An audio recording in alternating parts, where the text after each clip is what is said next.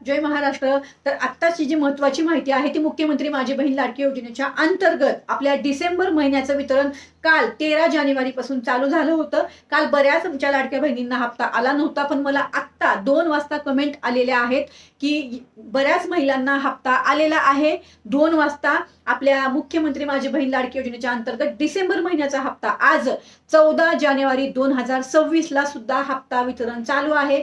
तर तुम्हाला हप्ता आला आहे का मला अवश्य कमेंट करून सांगा, कारण मला बऱ्याच मगाशी लाईव्हला होते तेव्हा कमेंट आलेल्या आहेत की ताई 2 वाजता वितरण झालेलं आहे आणि आम्हाला हप्ता आलाय. तर तुम्हाला पण डिसेंबर महिन्याचा हप्ता आला का मला अवश्य कमेंट करून सांगा. वितरण जर चालू असेल तर नक्कीच तुम्हाला आज हप्ता मिळेल. हप्ता आल्याबरोबर मला कमेंट करा, कारण तुम्हाला हप्ता आलेला नाही त्यामुळे मलाही चांगलं वाटत नाही. पण आता काय करणार, मी प्रयत्न करतेय ना.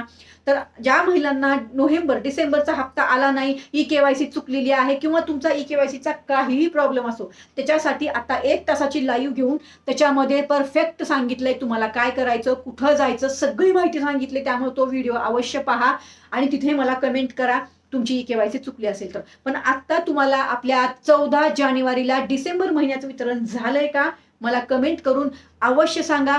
तुमच्या सर्व प्रश्नांची उत्तरं मी देत आहे. तुम्हाला लाभ मिळत नसेल तर काळजी करू नका. परत एकदा पोर्टल चालू करायला लावू आपण ई-केवायसी साठी. फक्त सरकारने आपलं ऐकलं पाहिजे, हाच आपला मुद्दा आहे. मी पहिल्यापासून या योजनेवर तुमच्या सगळ्या मागण्या सरकारकडे केलेल्या आहेत आणि सगळ्या मागण्या सरकारने आपल्या पूर्ण केल्या. ही सुद्धा नवीन आपल्यासाठी परत एकदा ई-केवायसी साठी पोर्टल उपलब्ध करून द्यावं, ही सुद्धा आपण मागणी करत आहोत सरकारला. तर लवकरच काहीतरी अपडेट ह्याच्यावर नक्की येईल.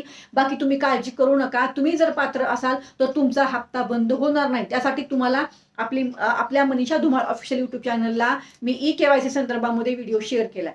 अवश्य जाऊन तो व्हिडिओ पहा आणि आज 14 जानेवारीला तुम्हाला हप्ता आलाय का मला कमेंट करून सांगा. चला तर मग परत भेटू. धन्यवाद. जय हिंद, जय महाराष्ट्र.